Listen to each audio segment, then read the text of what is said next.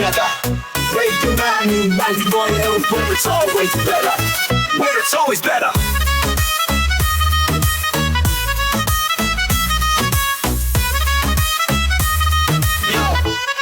Yo, सुबह का सूरज या शाम का रंग, we bring you joy हर जुबान का धन.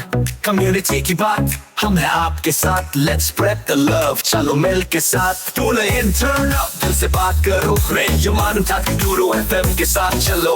Every voice counts, हर लम्हा यहाँ. चलो बात करके देखते हैं, let's all shine on. Yo, let's all go. सेहत की बात और dreams to share. Radio Manu 92 FM, we're always there. From unity to joy, we bring the light. Every word, every tune makes everything right. Listen up, it's time to unite. Radio Manu 92 FM, shining bright. Dill se suno, we love and care. Chalo baat karke dekhte hain, let's take it there. So come along for the ride. Radio Manu 92 FM, we're by your side. चलो बात करके देखते हैं. Your voice, your guide.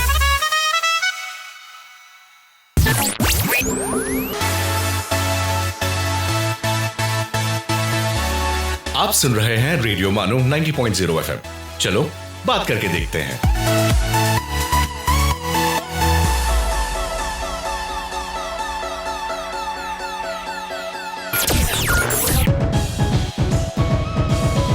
This is Radio Manu 90.0 FM presenting एक मुलाकात. Radio मानू में आपका खैर मकदम है. आप सुन रहे हैं हमारा हफ्तावार प्रोग्राम एक मुलाकात और मैं हूं आपका होस्ट आरजे असद. उम्मीद है दोस्तों आप सब खैरियत से होंगे. हमारी दुआएं हमेशा आपके साथ हैं. रेडियो मानू में प्रोग्राम एक मुलाकात का आज पहला दिन है, यानी हमारा पहला एपिसोड है.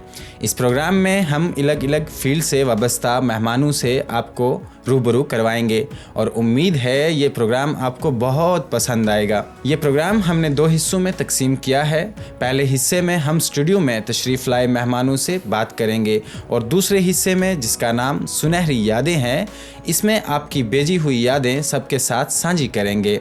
आप भी अपनी स्टोरी भेजने के लिए हमें मेल कर सकते हैं. मेल है rjasad@gmail.com. सामीन, रेडियो मानो पर आप सुन रहे हैं प्रोग्राम एक मुलाकात विद आरजे असद. तो दोस्तों, ज़िंदगी में तालीम हासिल करना बहुत ज़रूरी है. बग़ैर इल्म के इंसान एक रोबोट की तरह है जिसके पास ना एहसास, ना जज्बात और ना ही खुद से कुछ कर पाने की सलाहियत होती है. तालीम ही एक ऐसी चीज़ है जो इंसान को अंधेरों से उजाले की तरफ ले जाती है. तालीम का मतलब सिर्फ़ इल्म हासिल करना ही नहीं है, बल्कि ये हमारी ज़िंदगी में बहुत सारे अपॉर्चुनिटीज़ के दरवाज़े खोल देती है. तालीम से ही इंसान की तनकीदी सोच को परवाज़ मिलती है और तालीम ही एक वाहिद ऐसा ज़रिया है जिसकी बदौलत एक आम इंसान माशरे का बेहतरीन और बाख्तियार इंसान में तब्दील हो जाता है. क्लासरूम से लेकर बोर्ड रूम तक तालीम हमारी ज़ाती और पेशेवराना ज़िंदगी की बुनियाद के तौर पर काम करती है. ये हमें ज़िंदगी के मुख्तलिफ़ मसाइल से निपटने और इसके बेशुमार इम्कानात से फ़ायदा उठाने के लिए ज़रूरी स्किल्स, सेल्फ़ बिलीव और कॉन्फिडेंस सिखाती है. तालीम एक ऐसी क़ुव्वत है जो कहीं भी कभी भी तब्दीली ला सकती है. ये लोगों को ख्वाब देखने, ख्वाहिश करने और दुनिया में पॉजिटिव चेंज लाने के लिए इंसानी जहनों को तैयार करती है. तालीम इंसान के दिल में एक दूसरे की हमदर्दी, अंडरस्टैंडिंग और ग्लोबल सिटीज़नशिप के एहसास को फ़रोग़ देती है. लिहाजा जब हम तालीम की अहमियत पर गौर कर रहे हैं, इसकी तब्दीली की ताकत का जश्न मना रहे हैं और ये दरियाफ़त कर रहे हैं कि ये हमारी ज़िंदगियों और बिरादरियों को किस तरह तश्कील देती है, तो आप भी समझ ही गए होंगे कि ये एपिसोड तालीम के ही रिलेटेड होगा. जी हाँ सामीन, तो आइए आज हम भी अपना पहला एपिसोड तालीमी सफ़र से ही शुरू करते हैं. तो आज हमारे साथ मौजूद हैं एक बहुत ही ख़ास मेहमान. वो ना ही सिर्फ़ अंग्रेज़ी अदब के माहिर हैं, बल्कि ज़बान और अदब के दायरे में नौजवान जहनों को मुतासिर कर देने वाले एक माहिर उस्ताद भी हैं. हमारे साथ स्टूडियो में मौजूद हैं आज के मेहमान ख़ुसूसी डॉक्टर मुबश्शिर जमाल साहब। डॉक्टर साहब ने मानू के शोबाए इंग्लिश से पीएचडी की डिग्री हासिल की। इस दौरान आपने फुल ब्राइट फेलोशिप भी हासिल किया। University of Texas Austin USA में आपने अपना खासा वक्त गुजारा है। आप अरस्तु एजुकेशनल सोसाइटी के जनरल सेक्रेटरी भी हैं और अरस्तु कॉलेज को भी देखते हैं। इन सब चीज़ों के बारे में बहुत सारी चीज़ें जानेंगे हम डॉक्टर साहब से। और डॉक्टर साहब, आपका हमारे प्रोग्राम में बहुत बहुत खैर मकदम है। बहुत बहुत शुक्रिया मुझे मदद करने के लिए। डॉक्टर साहब, सबसे पहले मैं आपसे ये जानना चाहूँगा कि सिवान एक छोटा ज़िला है बिहार में, वहाँ से एक बच्चा जन्म लेता है और वो चलते चलते यूनिवर्सिटी ऑफ टेक्सास में पहुंच जाता है। कैसे, किस तरह से आप वहां तक पहुंचे? अपने एजुकेशनल जो पस मंज़र है उसके बारे में कुछ हमारे सुनने वालों के साथ शेयर कीजिए। मेरी जो सबसे इब्तदाई तालीम जो मेरी शुरू हुई वो सिवान में ही शुरू हुई, और बल्कि मेरे घर पर ही शुरू हुई जी। जो मेरे पहले उस्ताद थे वो मेरे ग्रैंडफादर, मेरे दादा थे जी, और जिन्होंने मुझे शुरुआती सारी तालीम जो ज़रूरी होती है, मैथ्स हो, इंग्लिश हो, जी, अरबिक हो, जी, उर्दू, लिखना पढ़ना सब सिखाया। जी। और आज जितना भी जो भी मैं आगे हासिल कर रहा हूँ तालीमी मैदान में, जी, उसमें एक बहुत बिल्डिंग ब्लॉक जो है वो उनका ही है। ख़ास करके अंग्रेज़ी, जी। उस ज़माने में पूरे मेरे गांव में अंग्रेज़ी बड़े लोगों को आती थी जिन्होंने थोड़ा तालीम हासिल की थी, वैसे कम लोग थे, मगर हम उम्र बच्चों में शायद किसी को इतना शऊर नहीं था अंग्रेज़ी का, जो जिस तरह का शऊर मेरे दादा ने मेरे अंदर पैदा किया। और चाहे वो मैथमेटिक्स हो या इंग्लिश हो या उर्दू हो, तो मेरी पहली तालीम वहीं से शुरू हुई। उसके बाद से फिर मेरी माँ, उन्होंने ज़िद करके मेरे फादर से मुझे अलीगढ़ भेजा। जी। जब उस टाइम पे मैं शायद 14-15 साल का था। अच्छा। तब उन्होंने ज़बरदस्ती करके अलीगढ़ भेजा। जी। मेरे फादर मेरे एजुकेशन को लेकर बहुत कोशा थे, बट वो चाहते भी थे पढ़े, लेकिन चूंकि मसरूफियत की वजह से वो इतना ध्यान नहीं दे पाते थे। हालांकि मेरी माँ बहुत पढ़ी लिखी नहीं थी, लेकिन उन्हें पता था कि तालीम ज़रूरी है, और तब तक मेरे दादा गुजर चुके थे। अच्छा। तो इब्तदाई तालीम दादा ने मेरी कराई स्कूल्स में, घर पे भी पढ़ाया। मतलब जो आपका फाउंडेशन था वो दादा ने एक तरह से बहुत मजबूत फाउंडेशन, बल्कि अंग्रेज़ी जो कि बहुत नुमाया ज़ुबान है और पूरी दुनिया में अगर कहीं भी जाना है आपको तो वो बिल्कुल बिल्डिंग ब्लॉक होती है अंग्रेज़ी इस वक्त, चाहे वो किसी भी फील्ड में आप जाएं। तो वो एक तरह से he was a man beyond his years, और लगभग 15, 20, 30, 40 साल आगे सोच रहे थे उस हिसाब से। जिस तरह से उन्होंने मुझे अंग्रेज़ी सिखाई, तो आज भी मैं बिल्कुल शुक्रगुजार हूँ उनका। अदरवाइज़ मैं अभी भी देखता हूँ जो जिन लोगों को इस तरह के मौके फराहम नहीं हो पाते हैं तो बाद में वो स्ट्रगल करते हैं, तो मैं बहुत शुक्रगुजार हूँ। तो इब्तदाई तालीम बेसिकली मेरे दादा और मेरी माँ की वजह से मैं आगे बढ़ा। ऑफकोर्स मेरे फादर का उसमें बहुत बड़ा रोल था। फिर अलीगढ़ आया, अलीगढ़ आने के बाद फिर और अरमानों को पर लगे, फिर वहाँ बहुत कुछ सीखा मैंने। तो इस तरह से अलीगढ़, फिर उसके बाद से फिर मानू आया। मतलब हम कह सकते हैं कि मुबश्शिर जमाल जो आज डॉक्टर मुबश्शिर जमाल बन चुके हैं, उसका जो क्रेडिट है वो आपके पेरेंट्स को, ख़ुसूसन आपके दादाजी को जाता है। बिल्कुल जी, बहुत बढ़िया। तो डॉक्टर साहब ये बताएं कि जो फुल ब्राइट जो फेलोशिप है, इसके बारे में आपको कब पता चला और किस तरह से आपने ये हासिल किया? जी, फुल ब्राइट फेलोशिप के बारे में मुझे अलीगढ़ में ही पता चला। अलीगढ़ मुस्लिम यूनिवर्सिटी में जब मैंने दाखिला लिया, और उसके बाद फिर होते होते मैंने वहाँ से पोस्ट ग्रेजुएशन भी किया। अच्छा। तो ग्रेजुएशन में जब मैं था तो हमारे सीनियर्स अप्लाई किया करते थे, बहुत से लोग अप्लाई करते थे, 1-2 लोगों का होता भी था, जाते भी थे वो लोग। तो वहाँ से मुझे पता चला। शुरुआती दिनों में मुझे ऐसा लगा कि नहीं, मैं बहुत अंडर एस्टिमेट कर रहा था अपने आप को कि नहीं कर पाऊँ, नहीं हो पाएगा मुझसे, शायद ना हो। 1-2 बार अप्लाई भी किया, हुआ नहीं। फिर तो बेसिकली मुझे पता अलीगढ़ से ही चला। फिर मैं उसके बाद और सीरियसली मैंने उसको परसू किया मानू आने के बाद।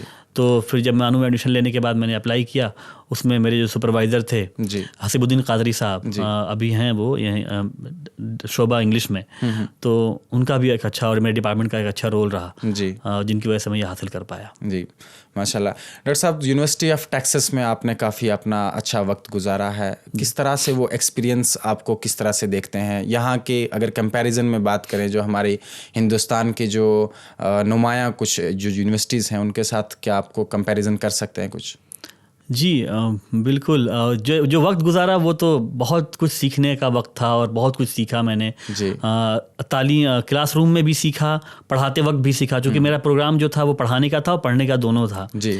तो ऑफ कोर्स यहाँ जब हम क्लासरूम्स में बैठते हैं तो यहाँ ज्योग्राफिकल तौर पर अलग अलग जगह के लोग होते हैं, लेकिन वहाँ नेशनलिटी ही डिफरेंट होती है। जी जी जी। तो मेरी क्लास में लोग अफ्रीका से भी थे, मेरी क्लास में लोग स्पेन से थे, आयरलैंड, सो मतलब पूरा यूरोप का एक अच्छा खासा तबका था। जी। फिर कुछ लोग अफ्रीका से थे, अरब्स थे, अमेरिकन्स भी थे, पाकिस्तानी भी थे। मतलब फुल ब्राइट की वजह से आप ना सिर्फ यूनिवर्सिटी ऑफ टेक्सास बल्कि दुनिया के अलग अलग ममालिक के लोगों के साथ आपकी मुलाकात हुई और आपने बहुत कुछ सीखा। तो डॉक्टर साहब से बहुत सारी बातें करेंगे, फिलहाल लेते हैं एक छोटा सा वक्फा। बने रहिए प्रोग्राम एक मुलाकात में रेडियो मानो पर मेरे साथ यानी आरजे असद के साथ। आप सुन रहे हैं एक मुलाकात, रेडियो मानो 90.0 FM का टॉक शो।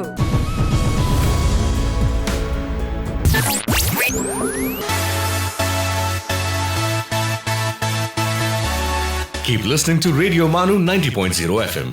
चलो बात करके देखते हैं।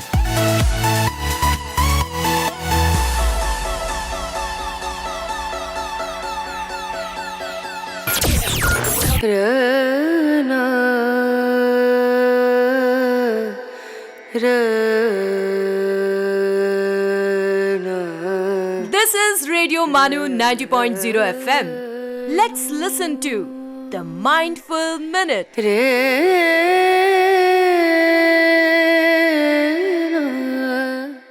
डॉक्टर सर्वपल्ली राधाकृष्णन जी कहते हैं, साहित्य का कर्तव्य केवल ज्ञान देना नहीं है, परंतु एक नया वातावरण देना भी है।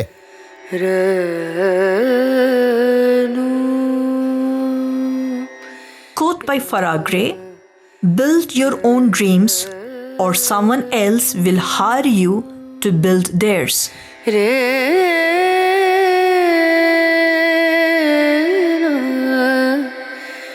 अपने अंदर छुपी हुई बुराई, बुरे ख्याल और बुरी नीयत के सिवा किसी से न डरो। स्वामी श्रद्धानंद। ये है रेडियो मानो 90.0 FM। आप सुन रहे थे द माइंडफुल मिनट।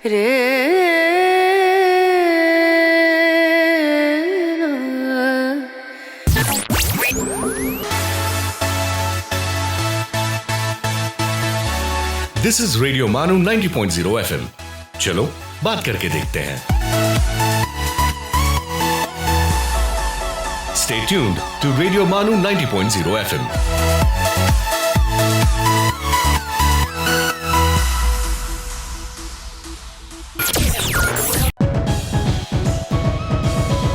आप सुन रहे हैं एक मुलाकात, रेडियो मानो 90.0 FM का talk show. Welcome back listener, आप सुन रहे हैं एक मुलाकात रेडियो मानो पर और मैं हूं आपका होस्ट आरजे असद। तो डॉक्टर साहब से हम सवालों का सिलसिला जारी रखेंगे। डॉक्टर साहब, जब आपको फुलब्राइट फेलोशिप मिली तो आपकी फैमिली का क्या रिएक्शन था? यानी मैं फिर से आपको वहां ले जाऊंगा सिवान में, कि वो एक छोटा डिस्ट्रिक्ट बिहार का जहाँ पे इतना बड़ा शऊर इस बड़े लेवल के फेलोशिप का नहीं था, आपको मिला, तो फैमिली का क्या रिएक्शन था? पड़ोसी क्या कह रहे थे? जी, फैमिली ऑफ कोर्स बहुत खुश थी उस टाइम पे। बस एक अफसोस था कि ज़्यादा नहीं थे जी, ताकि वो देख पाते कि इस तरह के मौके मुझे मिले जी। हाँ, मेरी मदर बहुत खुश थी, ख़ास करके मेरी दादी बहुत खुश थी जी। बाकी फैमिली वाले जो हैं, अब्बू, बाकी लोग भी बहुत खुश थे। और ऑफ कोर्स आसपास के जो लोग, गांव के जो लोग थे, वो भी सेलिब्रेट कर रहे थे एक तरह से बहुत।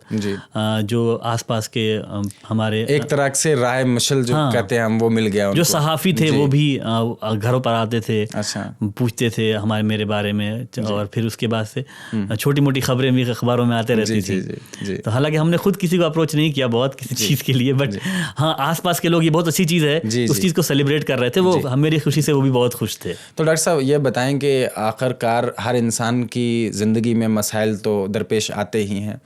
आपकी ज़िंदगी में, आपकी एजुकेशनल सफ़र में कोई ऐसा चैलेंज जब आपको लगा हो यार मैं तो बस ख़त्म हो गया, ऐसा कुछ हुआ आपके साथ?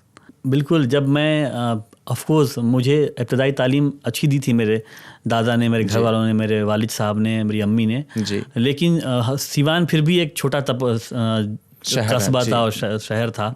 वहाँ से निकल के जब अलीगढ़ आया और जब वहाँ एडमिशन हुआ स्कूल्स में मेरे, तो वहाँ तो सब लोग ही बिल्कुल बहुत हायर एजुकेशन वाले लोग थे, बहुत ब्रिलियंट स्टूडेंट्स थे।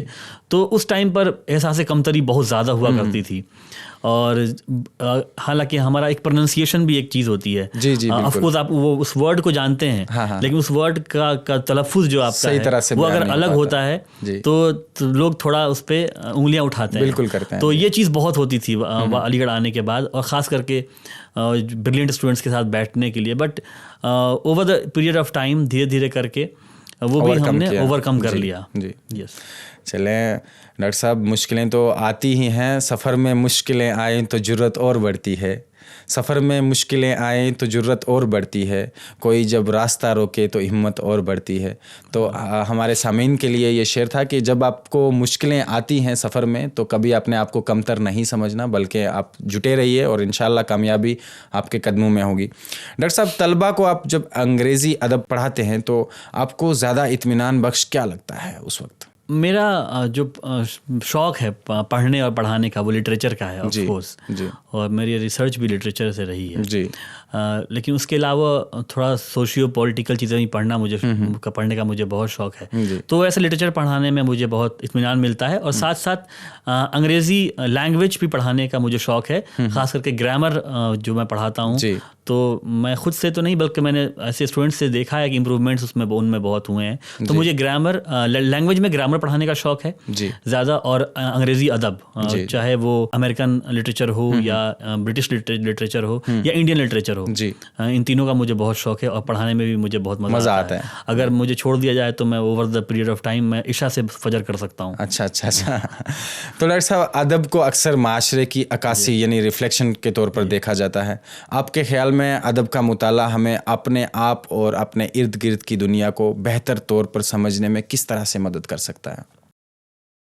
अदब हमेशा ऑफ कोर्स, जैसा आपने सही कहा कि वो उस समाज और उस माशरे की अक्कासी करता है जी। तो हर वक्त के हिसाब से अदब की जो अहमियत है वो चेंज होते रहती है जी, और उस समाज की अक्कासी भी करता है अदब। तो अभी हम जो पुरानी जब अदब पढ़ते हैं तो उसमें हम देखते हैं कि किस तरह से वो माशरा जो अभी चीज़ें हो रही हैं उसको किस तरह से लेता था, या फिर उन चीज़ों की वजह से, उन एक्सपीरियंस की वजह से उस वक्त के माशरे पर क्या असर पड़ा जी। और तो उस हिसाब से हम सीख सकते हैं कि जो अभी हमारे इर्द गिर्द चीज़ें चल रही हैं, ये पहले इतने लोगों ने इतना लिखा है माशरे के ऊपर, प्रेमचंद ने लिखा है, मंटो ने लिखा है, राजेंद्र सिंह बेदी ने लिखा है।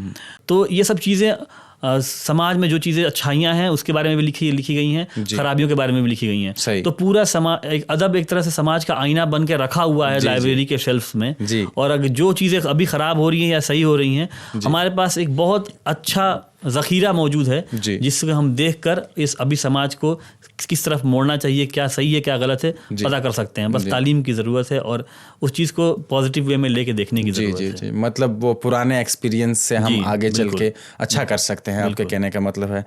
डॉक्टर साहब, कोई ख़ास आथर या कोई अदबी काम जिसने ज़ाती तौर पर आप पर कोई नुमायाँ असर डाला हो, किस तरह से आप उसको बयान करेंगे? अगर एक ख़ास किसी एक को चुनने के लिए लिटरेचर के आदमी के लिए बहुत मुश्किल हो जाएगा, क्योंकि जब आप लिटरेचर में हैं और बहुत सारे ऑथर्स को पढ़ते हैं तो हर किसी का एक अपना तरीका होता है जिस पर, लेकिन मैं फिर भी नाम गिनाना चाहूँगा।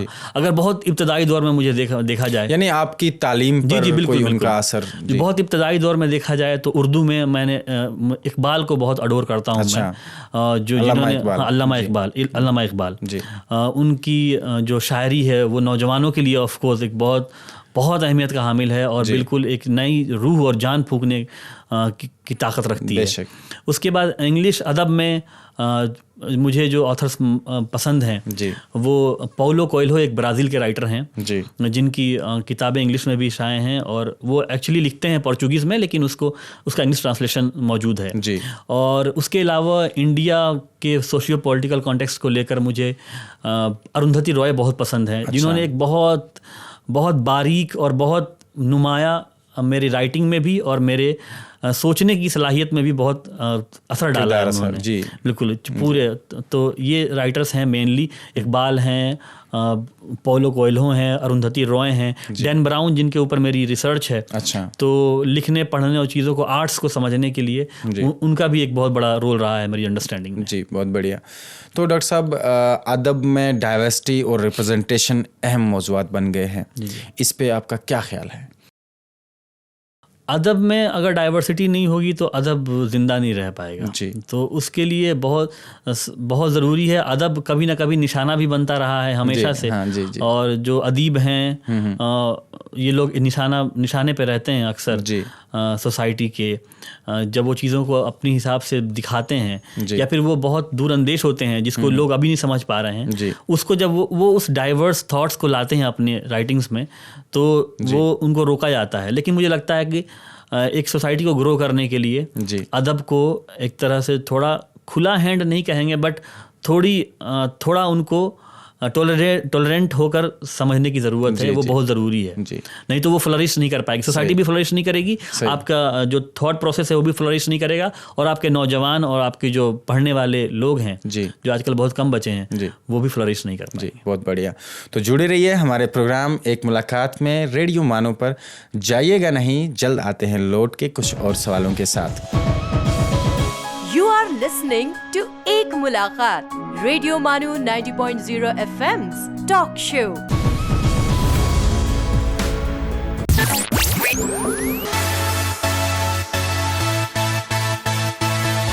सुनते रहिए रेडियो मानो 90.0 FM। चलो बात करके देखते हैं।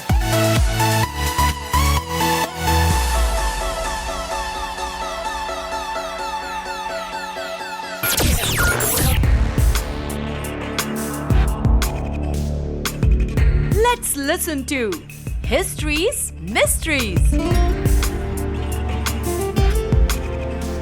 दोस्तों, हिस्ट्रीज मिस्ट्रीज में आपका खैर मकदम है। मैं हूं आपका मेज़बान उबैद। आज हम जानेंगे पहली जंग अजीम की कहानी। दोस्तों, ये जंग 28 जुलाई 1914 से 11 नवंबर 1918 तक चली।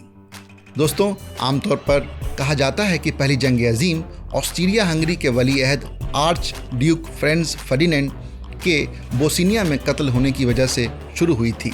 मगर इस अजीम जंग के पीछे सिर्फ यही एक वजह नहीं थी। इस जंग की ज़मीन पहले से तैयार हो रही थी और वली अहद के कत्ल ने गोया आग में घी डालने का काम किया। दोस्तों, इस जंग की सबसे अहम वजह थी साम्राज्यत यानी इम्पीरियलिज़म, क्योंकि इस वक्त दुनिया की बेशतर हिस्सों में बादशाहतें कायम थीं और इनके अलग अलग सलातीनें थीं जो अपनी सल्तनत को ज़्यादा से ज़्यादा वुसअत देने में लगे हुए थे। इस मकसद के लिए उन्होंने अक्सरियत पसंदी यानी मिलिट्रियलिज़म को भी बढ़ावा दिया ताकि दूसरी अक़वाम के वसाइल पर कब्ज़ा कर सकें। इन सल्तनतों में ऑस्ट्रिया हंगरी, जर्मन सल्तनत, रूसी सल्तनत, उस्मानी सल्तनत और बरतानिया शामिल थे। इन्होंने जनता को नेशनलिज़म की दुहाई देकर जंग में शामिल होने को कहा।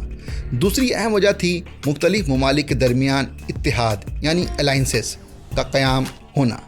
1882 में ऑस्ट्रिया हंगरी, जर्मनी और इटली ने एक मुआहदे के तहत एक इत्तेहाद बनाया जिसके तहत अगर उनमें से किसी भी मुल्क पर हमला होता है तो एक दूसरे की वो मदद करेंगे।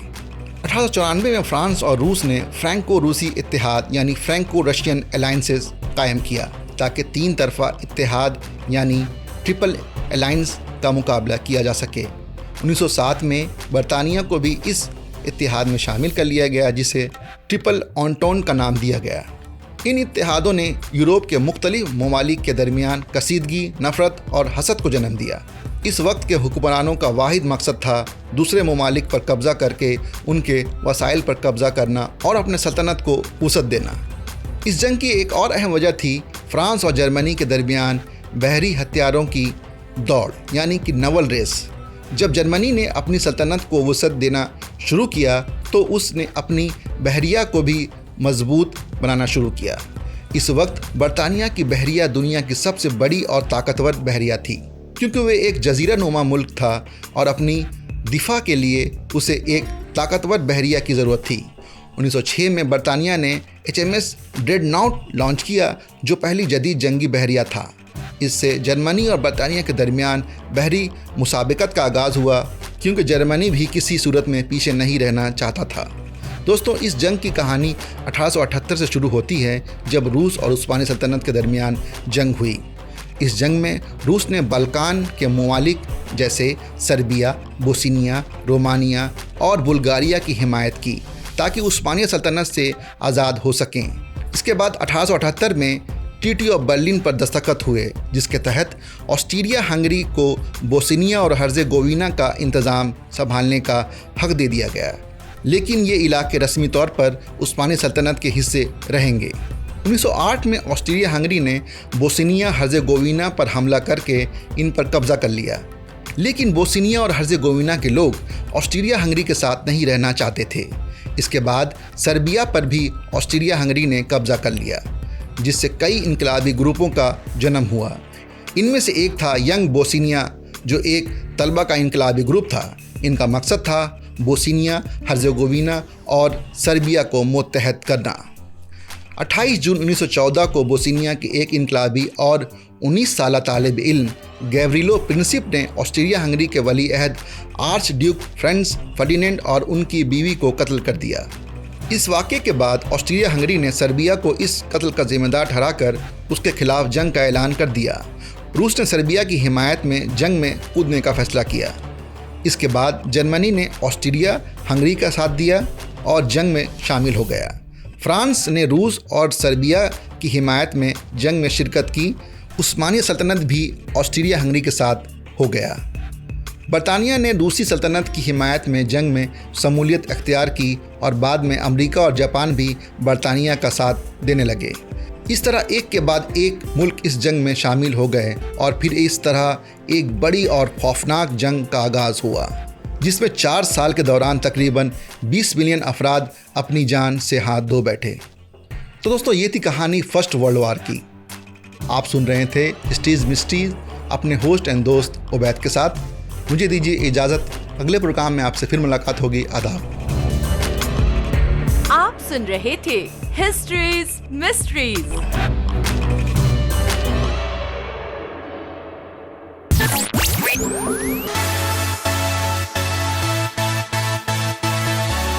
आप सुन रहे हैं रेडियो मानो 90.0 FM। चलो बात करके देखते हैं।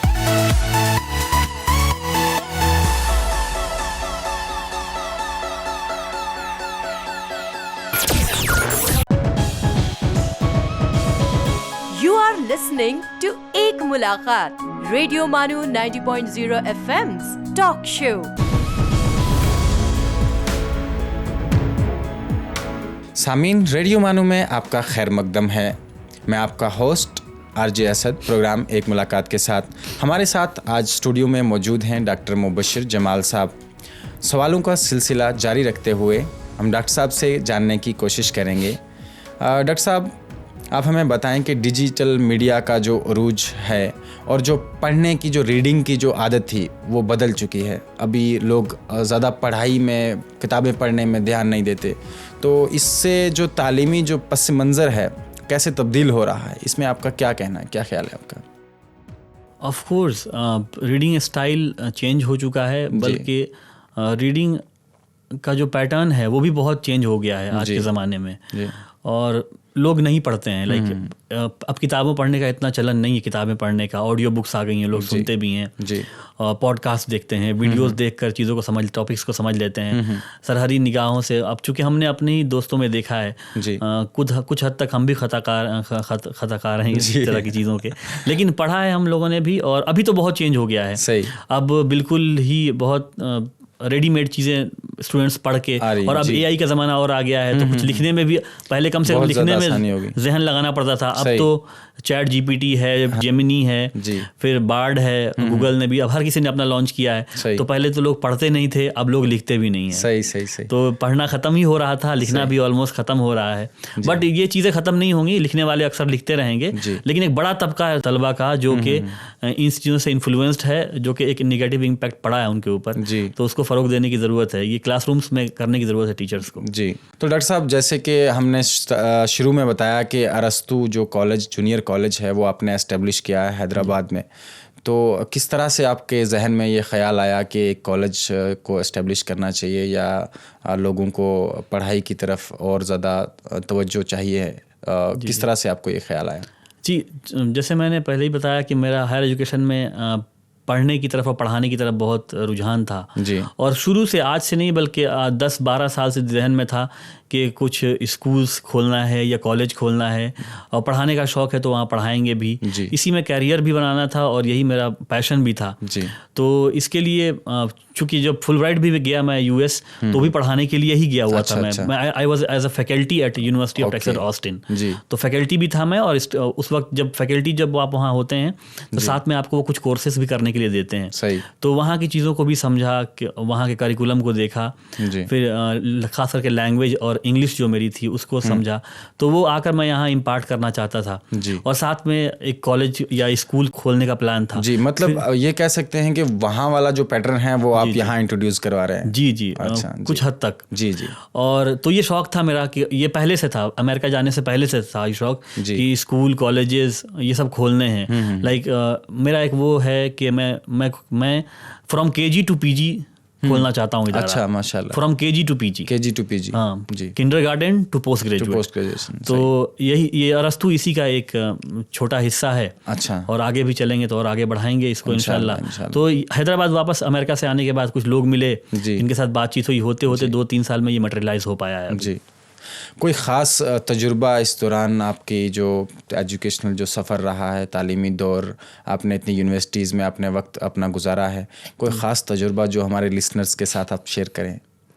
जी, जब मैं अलीगढ़ आया था तो मुझे बिल्कुल नहीं लगा था कि मैं बाहर जाकर इतनी बड़ी यूनिवर्सिटी में पढ़ पाऊंगा या पढ़ा भी पाऊंगा। जी। जब मैं पढ़ाता था तो मेरे सामने अफ्रीका से, यूरोप से स्टूडेंट्स बैठे हुए रहते थे जी।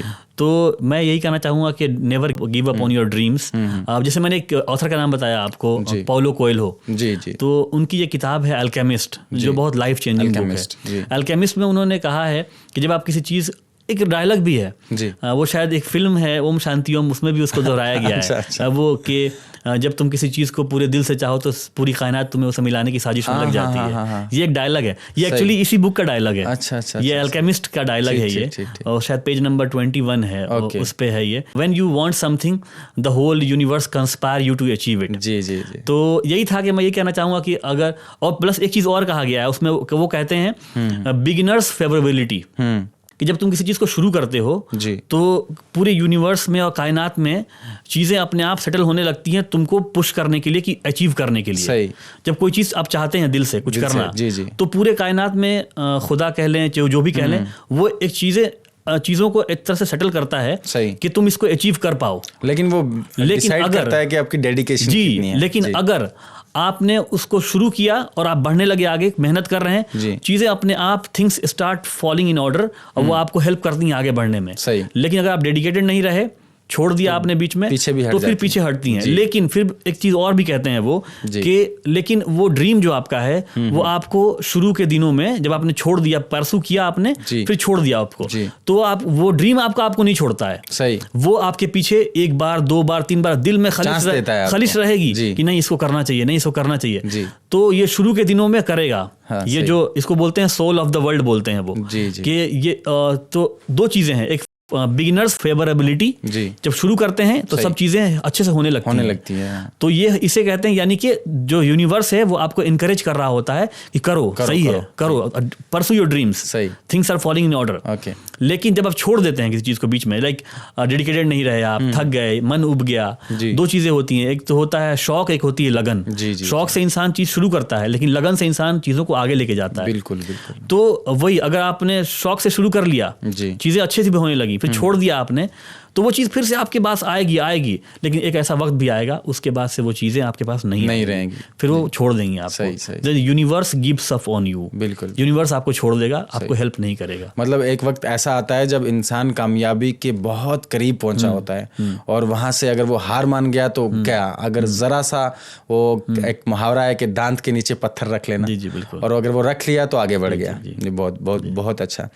तो सर आप हमारे जो नए तालिब इल्म हैं जो हायर एजुकेशन में जाना चाहते हैं, जो एस्पायरिंग कैंडिडेट्स हैं, उनको आप क्या मशवरा देंगे, क्या एडवाइस देंगे, किस तरह से वो अपने सफ़र को लेके चलें? जो उनका पैशन है वो उसी को फॉलो करें, और ये जब वो किसी चीज़ की शुरुआत करेंगे, जैसे अभी मैंने बताया बिगिनर्स फेवरेबिलिटी, शुरुआत में उनको कामयाबियाँ मिलेंगी, उसके बाद उसको छोड़ना नहीं है, उसके पीछे लगे रहना है। और अब तो डिजिटल दौर आ चुका है, तो आप कोई ऐसा इस तरह का बहुत एक्सक्यूज़ नहीं दे सकते कि मैं रिमोट एरिया में हूँ तो मुझे ज़राए फराहम नहीं हो रहे हैं। एक क्लिक पर हर चीज़ें आपके पास हैं। तो अब बस ये है कि अगर आप लगे रहे तो मंजिल आप पे कदम चूमेगी। तो डॉक्टर साहब आपका बहुत बहुत शुक्रिया, आप अपना कीमती वक्त निकाल के हमारे स्टूडियो में तशरीफ़ लाए। एक बार फिर से आपका बहुत बहुत शुक्रिया। सामीन जुड़े रहिए हमारे साथ प्रोग्राम एक मुलाकात में रेडियो मानू पर। जाइएगा नहीं, जल्द लौट के आते हैं हमारे अगले सेगमेंट के साथ जिसका नाम है सुनहरी यादें। आप सुन रहे हैं एक मुलाकात, रेडियो मानू 90.0 FM का talk show.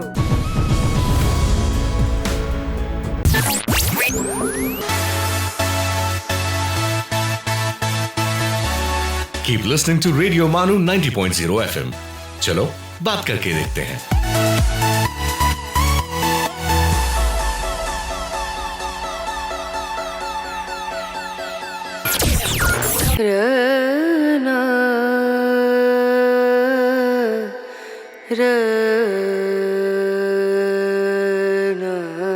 This is Radio Manu 90.0 FM.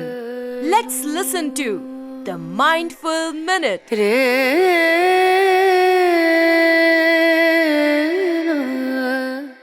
Doctor Sarvepalli Radhakrishnan ji कहते हैं, साहित्य का कर्तव्य केवल ज्ञान देना नहीं है, परंतु एक नया वातावरण देना भी है।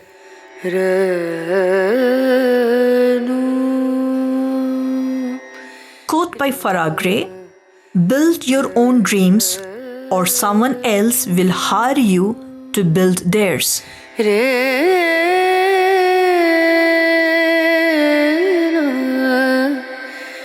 अपने अंदर छुपी हुई बुराई, बुरे ख्याल और बुरी नीयत के सिवा किसी से न डरो। स्वामी श्रद्धानंद। ये है रेडियो मानू 90.0 FM। आप सुन रहे थे the mindful minute.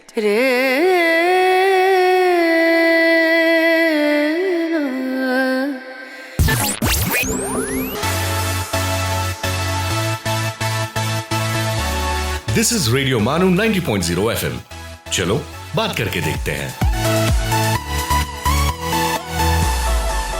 Stay tuned to Radio Manu 90.0 FM.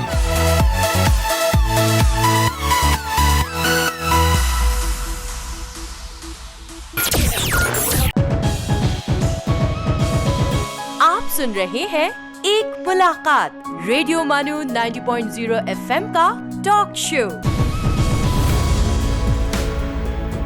Radio मानू पर आप सुन रहे हैं प्रोग्राम एक मुलाकात आरजे असद के साथ। हमारे साथ मौजूद थे डॉक्टर मुबश्शिर जमाल साहब, जिन्होंने अपने तजुर्बात हमारे सुनने वालों के साथ साझे किए। बढ़ते हैं इस प्रोग्राम के अगले पड़ाव की तरफ, जिसका नाम है सुनहरी यादें। प्रोग्राम के इस सेगमेंट में आपकी भेजी हुई सुनहरी यादें हम पढ़कर सुनाने वाले हैं। अगर आपके पास भी कोई ऐसी याद हो तो आप मेरे साथ शेयर कर सकते हैं। शेयर करने का पता है rjasad@gmail.com। आज हमारा क्योंकि पहला एपिसोड है तो आज मैं आपके साथ खुद की एक याद शेयर करने वाला हूँ। यूँ तो शहर हैदराबाद के साथ मेरी बहुत सारी यादें जुड़ी हैं, मगर मैं आपको अपनी सबसे पहली वारदात सुनाता हूँ। सर्दियों के दिन थे, कुछ 12 दिसंबर की रात थी, जब मैं एक रेड कलर की स्वेटर और ऊपर ब्लैक कलर की जैकेट पहन के दिल्ली के निज़ामुद्दीन रेलवे स्टेशन से दक्षिण एक्सप्रेस पर सवार हुआ। मेरा ये हैदराबाद की तरफ पहला सफ़र था। दिल्ली में सर्दी बहुत तेज़ थी तो मैंने अपने बैग से कंबल निकाल लिया और रख के सो गया। अपने को पैसेंजर को कुछ देर बाद मैंने कहा कि भाई ज़रा अटेंडर को कह के थोड़ा हीटर लगवा दीजिए। हमने हीटर लगवा लिया, क्योंकि हम 3 टायर में हैं तो फैसिलिटी का फ़ायदा तो लेना है। खैर, मेरा सफ़र बहुत खूबसूरत रहा। को पैसेंजर बहुत दिलचस्प लोग थे। एक के साथ तो मेरी बहुत अच्छी दोस्ती भी हो गई। लेकिन जूँ हम असीरगढ़ पास क्रॉस किया, हम साउथ की तरफ एंटर होने लगे तो सर्दी का एहसास कम होने लगा। मानो कि नागपुर पहुंचते ही मैंने अपनी जैकेट स्वेटर दोनों भी उतार लिए, और थोड़ा आगे चलते ही हमने अटेंडर से फिर से रिक्वेस्ट की कि वो एसी लगा दे, और उसने एसी भी लगा दिया। वो 26 घंटे का सफ़र मेरी ज़िंदगी का पहला इतना लंबा सफ़र था, और वो कैसे निकल गया मुझे पता भी नहीं चला।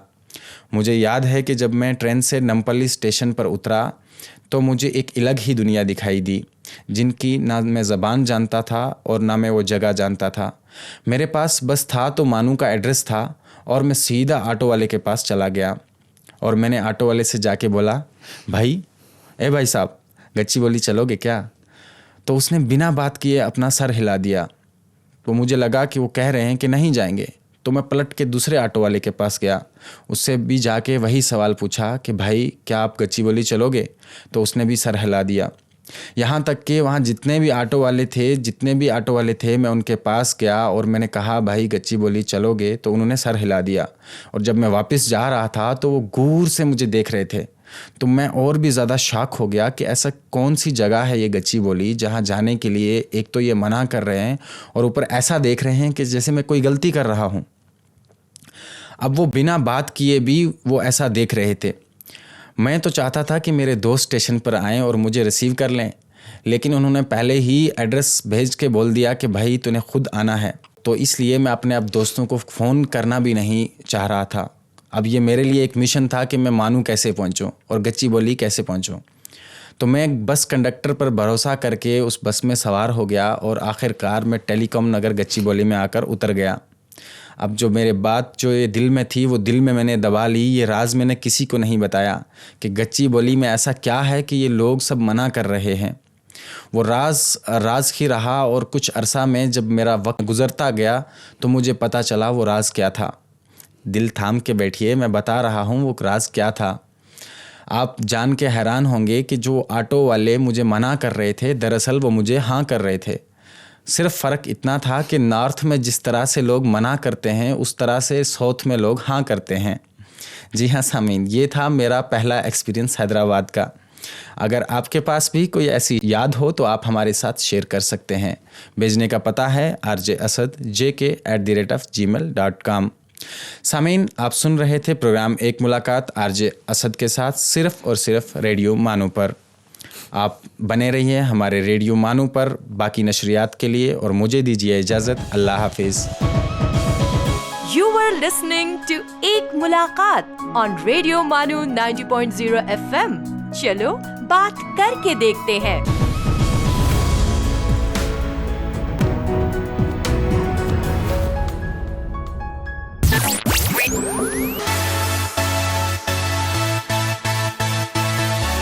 ये है रेडियो मानू 90.0 FM। चलो बात करके देखते हैं।